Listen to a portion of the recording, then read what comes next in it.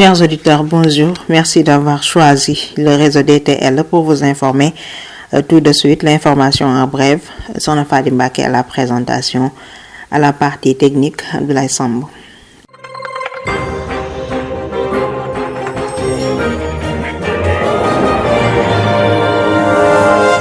Cheikh Abdou Mbacké Bara Dolly, face à la presse hier mercredi, est revenu sur les élections locales de dimanche dernier.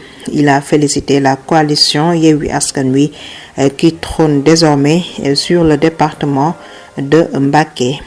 Et puis, le chef de l'État, Macky Sall, a présidé le Conseil des ministres hier, 26 janvier 2022, au Palais de la République. Le chef de l'État, à l'entame de sa communication, a salué la fiabilité de notre système électoral et félicite le ministre de l'Intérieur, l'administration territoriale, la Commission électorale nationale autonome, Sénat, les acteurs du processus électoral, notamment les électeurs qui se sont mobilisés le jour du scrutin afin de consolider la démocratie sénégalaise et d'approfondir notre politique de décentralisation et de développement territorial.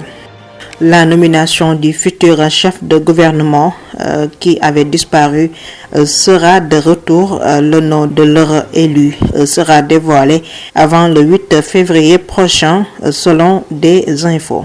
Un incendie d'une rare violence s'est produit à Mbour, au quartier Espagne. Selon des informations, cet incendie a occasionné la perte en vue d'un enfant de 3 ans. L'incendie a par ailleurs causé beaucoup de dégâts matériels avec 3 maisons calcinées. Pour le moment, les causes de l'incendie sont encore indéterminées.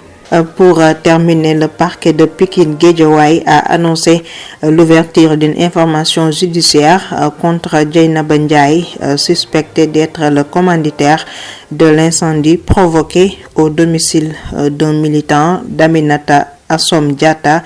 La militante de Gëm Sa Bopp est poursuivie pour incendie involontaire, menace de mort, entre autres délits. C'est la fin de la partie française. Tout de suite, la version wolof.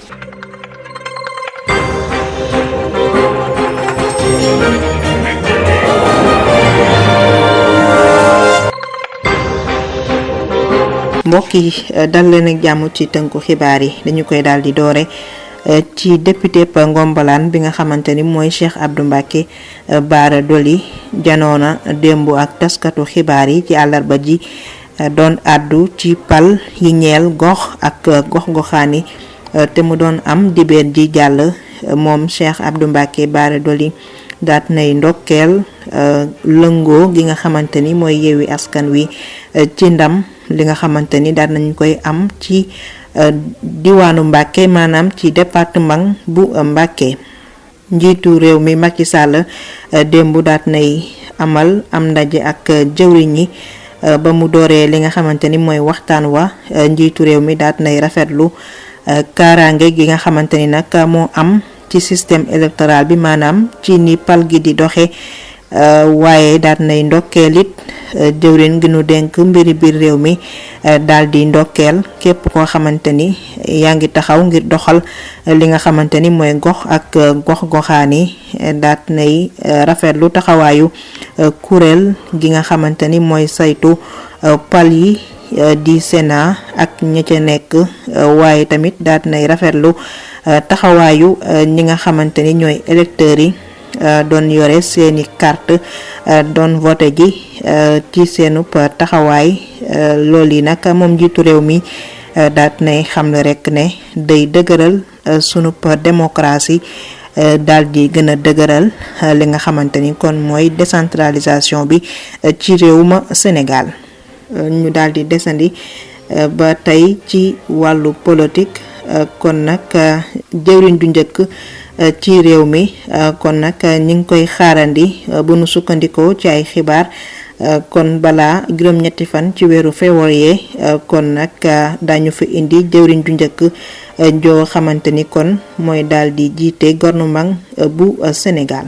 ñu daal di àddu ci lakk gi nga xamante ni kon moo daal di am ca diwaanu Mbour ca gox ba nga xamante ni mooy Espagne kon nag lakk gu metti moo fa am tax ba benn xale ab tout tànk bu am ñetti at daal di ci ñàkk bakkenam nee nañu it ñetti kër daal nañuy lakk kon nag bu ñu sukkandikoo ci ay xibaar li waral googule lakk ba tey jile nag kenn xamagu ko kon nag loolu yi daañu ci dellusiwaat ci suñu yeneen ni xibaar.